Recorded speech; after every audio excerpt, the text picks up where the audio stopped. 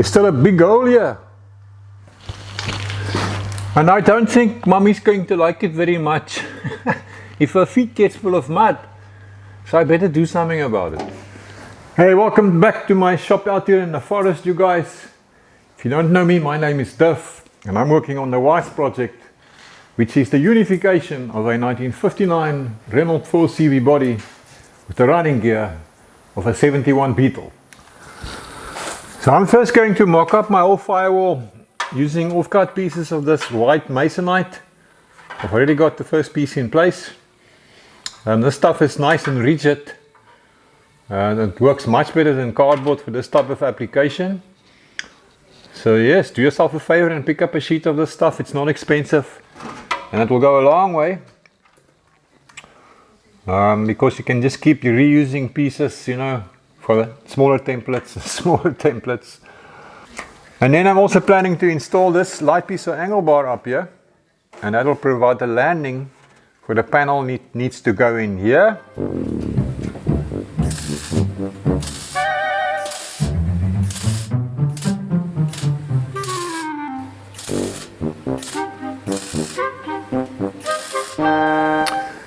So looking from the other side, I just drilled some holes through this tin here.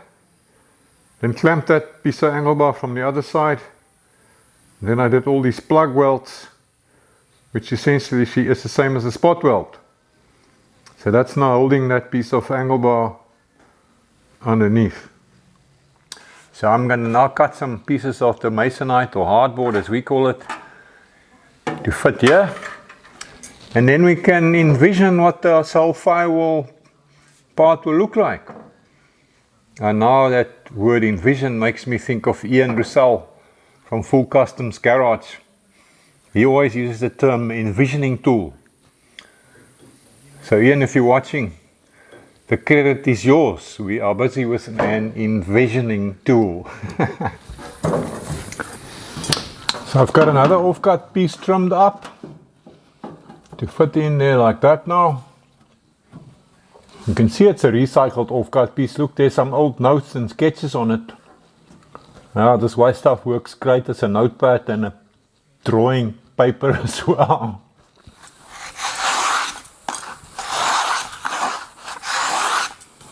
The block plane works great for trimming it up and removing just a little bit. But yeah, I suppose I've got some woodworker blood in me.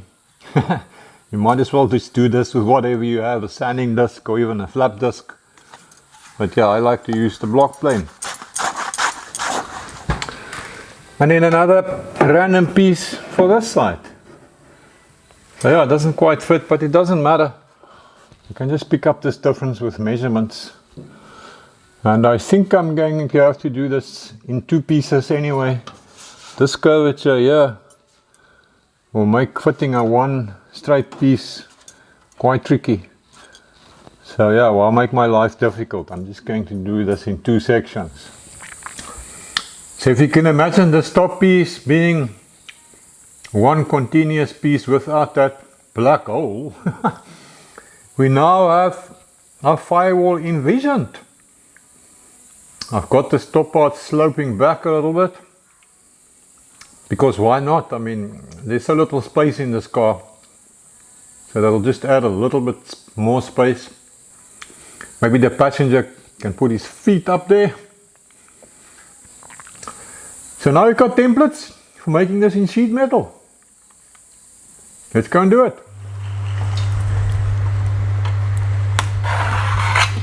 So I prefer to use a scriber when I'm marking out. It just gives much more accurate results. And that's another advantage of using the masonite templates, because it does give you a nice firm edge against which to run your scriber.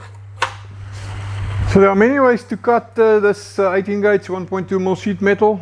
You can use shears, you can use a guillotine, which I haven't got, you can use a plasma cutter. I prefer to use a cutting disc or a zip disc, as some guys call them. It just gives much more accurate results. If you cut nicely, you cut nice on the line, you got a nice clean cut.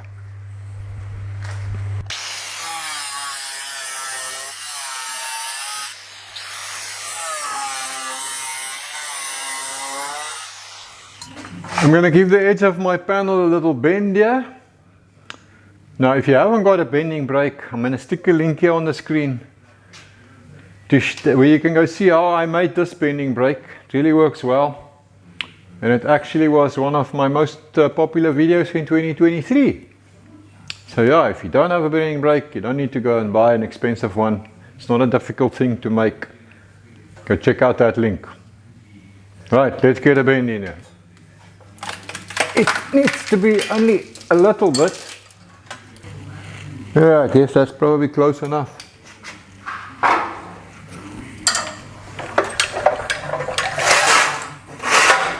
There we go. Okay, my panel is almost ready to go try in the car. It's nice and shiny now. Yeah, it used to look like this, like that shit on the floor.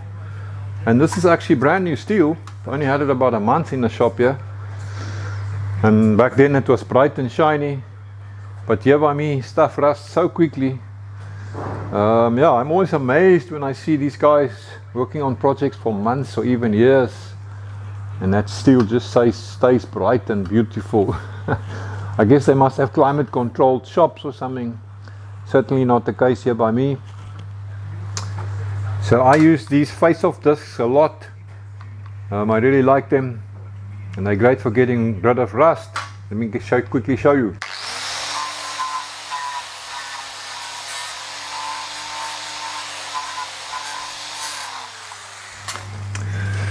Okay, let's see how this thing will fit now.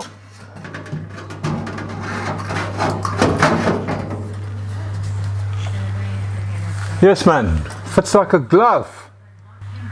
It's worth spending some time to make an accurate template, I tell you. So I will be welding it along here. Same on that side.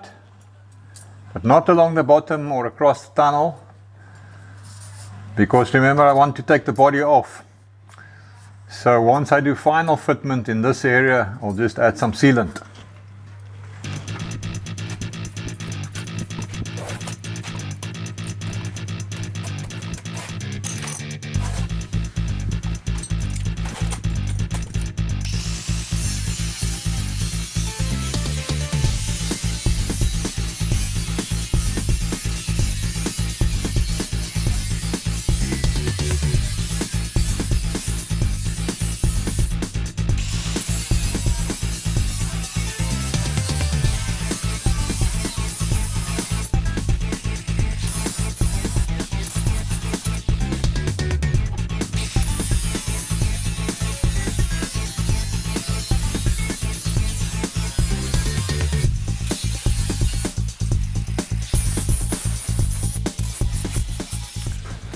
So when you cut sheet metal with a zip disc, you always get these burrs on the other side when you turn it over.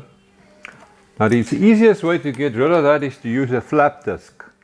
But the orientation of your flap disc in relation to this edge is very important. If it turns this way, you're going to not get rid of that burr in the first go. But if the disc turns this way, away from the edge, it works the best. Let me show you.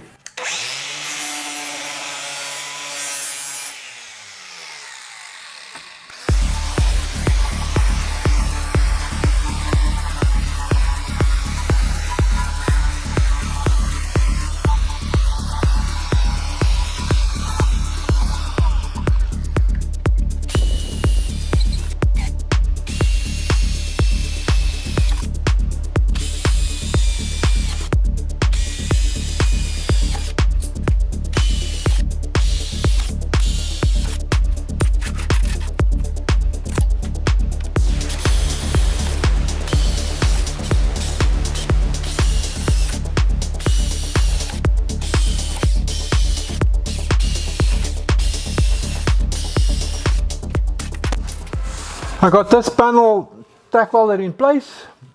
I'm only going to do the finish welding when I take the body off again. It's just going to be so much easier. And then my next panel goes in like that. Fits like a glove because I made a nice template. And yeah, I drilled it full of holes. So I'm going to plug weld it through the holes. Like so. So now I can make up my second panel. So let me just roll a little step here on this one edge of this second panel so that I can have an overlap.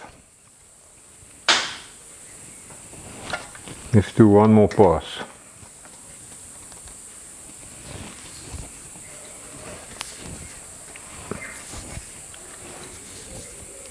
That should do it. Let's see. Yes, it's overlapping nicely. So now I must go and drill my holes. And then I can spot weld this one in place as well.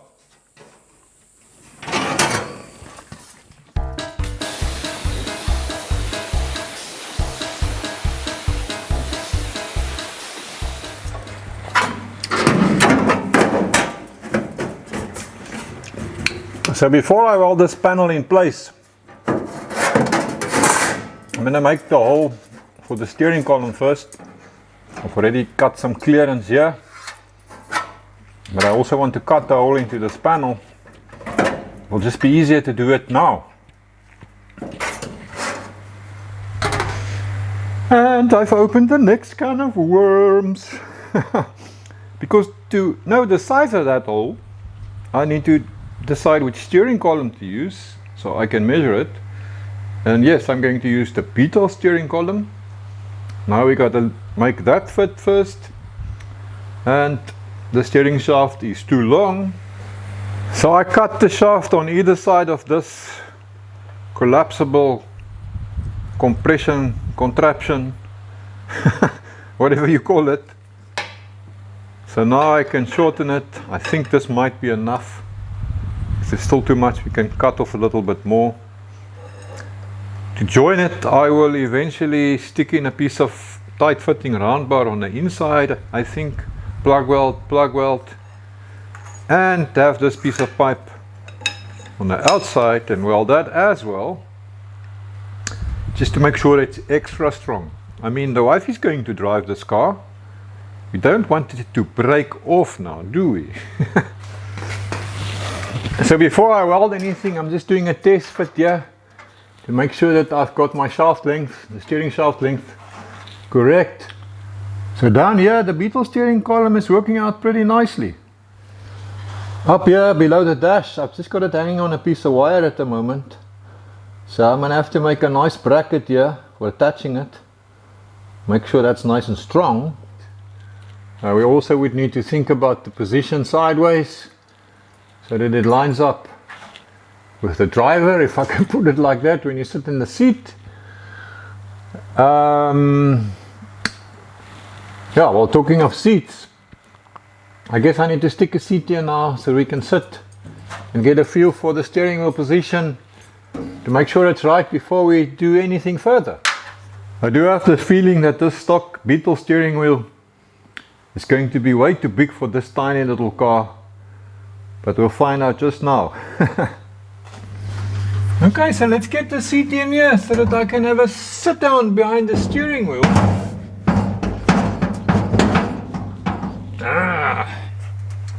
Now I'm discovering that this seat doesn't want to fit in here. The next can of worms. Yep, look, on this side it sits tight against the tunnel. And here, yeah, it's resting on the sole here. Can't drop down to the spot where it needs to go. So, more surgery is in order. Cut, weld, or something.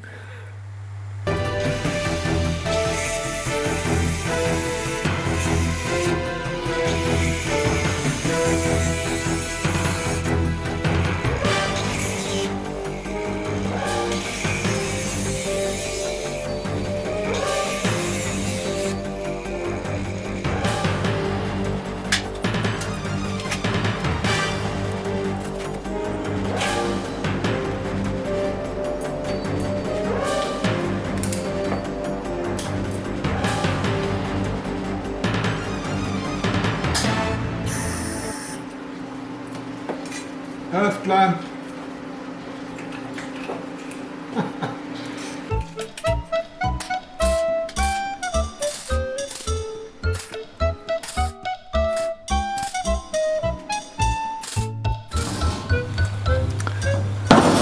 Yes man, who's your daddy now?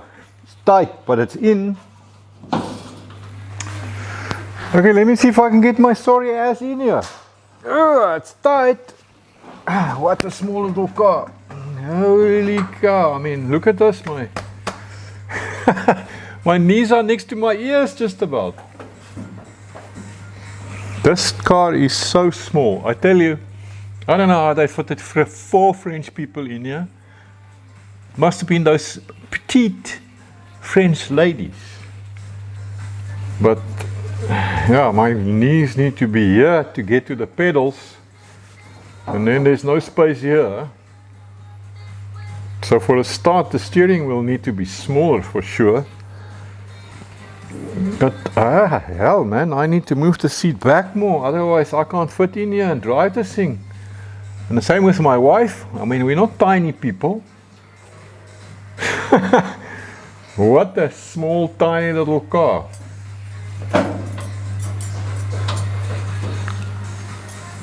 It's probably difficult to see it from your angle, but I'm telling you, this thing is minute.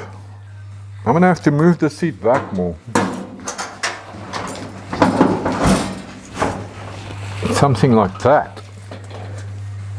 Oh, that's a little bit better. But now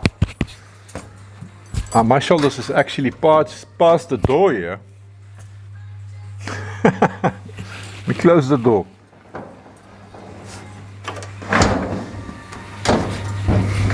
Well, I sit here, I can have my arm hanging out the back window. I think that this little naughty car is going to become a 2-seater because there's just not enough space in here, man.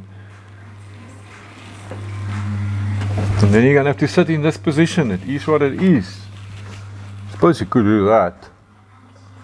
We South Africans love to hang our arms out of the window when we drive. Now that can kind of work for me.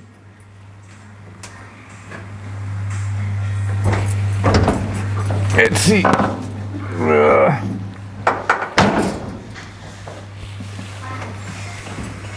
Still tight with the steering and the pedals, but it can work. You know, to get out, my knees get stuck. So if I have the seat position, yeah, that'll be alright. But then the steering wheel needs to go smaller, so you can get your knee past it.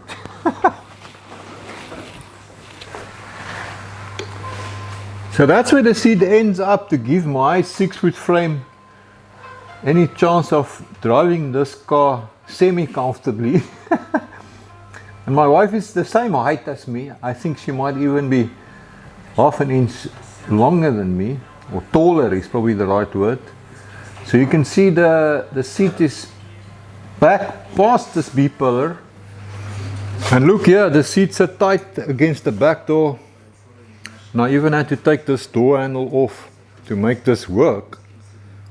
So you definitely wouldn't be able to open this back door from the inside anymore. So my problem is also partly caused by the fact that this Beetle assembly sits a little bit further back. I mean, on the original Renault, it had a really tiny pedal assembly, and that sat further forward. Like there is a lot of space here. This wheel well steals a lot of space in here. But yeah, I can't move this pedal assembly further forward. So it is what it is. We'll have to deal with it. So with the seat that far back, we're going to end up with a 2-seater. Let's make it a 2.5-seater, because I think half a person can still squeeze in here. I don't know, we're not going to be able to fit proper seats in here. And you won't be able to open this door from the inside anyway, because that door handle is going to be missing, or it's already missing. So it'll still be a great grocery getter. You can put a lot of groceries and stuff in here. We might turn it into a little panel and just weld up these back doors.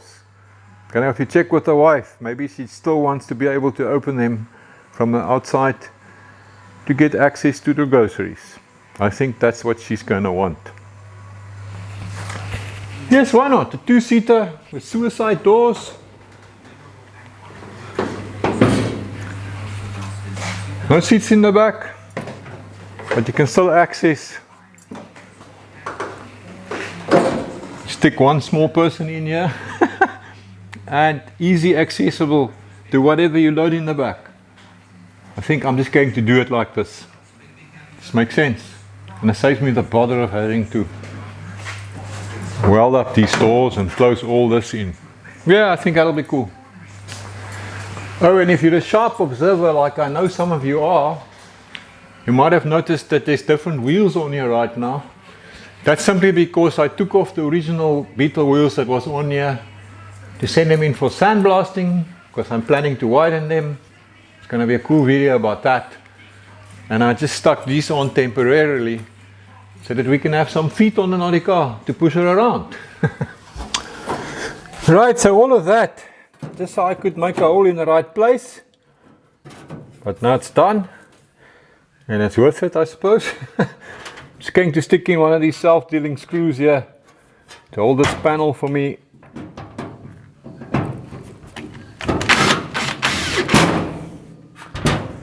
Right, so my steering column is going to go through there.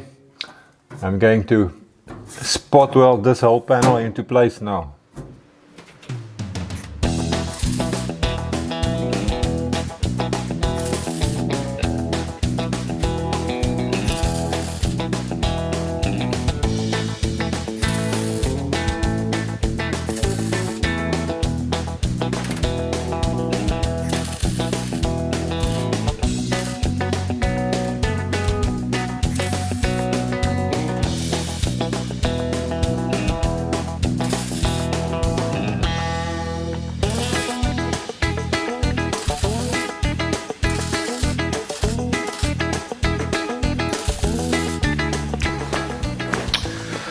So now that I know how long my steering shaft must be, I'm going to quickly sort this out. This piece of round stock, it's a diameter of 16 millimeters 5/8. It's a nice tight fit inside this tube or pipe. And I've drilled these holes here so I can plug weld it here now. I've got the same on the other side. And then I'll weld it here as well. And then for double barrel strength, I'm going to stick this over and weld that too. So at least this way, I know when mommy drives the Renobug, if nothing else, the steering shaft won't break off. At least not in this spot. That's already strong, I reckon. Now with my piece of pipe over like that, it's going to be bulletproof, man. Like so. There's a hidden secret inside that only you and I know about. Well then, I do believe we have a firewall now. And if everything works out according to plan, this should fit right through there. I must just aim it on the steering box side. There we go. Get a bolt in here to hold it in place.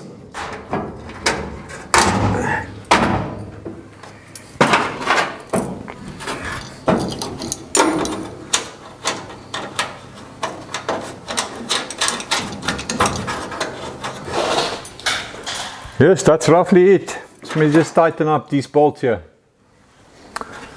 I had to drill a new set of holes here, but now I've got my Beetle steering column bolted here to the dashboard in the same spot where the original Renault steering column was attached. So I'm sure it will be strong enough. It actually worked out quite well because this Beetle bracket here, yeah, it just worked out to fall in the right spot with a bit of manipulation. And look at this, we've got steering now.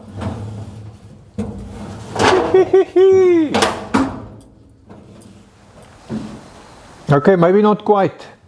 These large wheels are catching here. But remember, I'm planning to fit much smaller, low profile wheels. So then we should be good. Well, I think I need to get the lady of the manor to come for an imaginary test drive. But we'll do that another time. This is my story for today. Thanks for hanging out with me out here in the forest. I enjoyed your company. I'll see you in the next video. Until then, have a lucky one, my brothers. Whatever makes you happy, it just depends on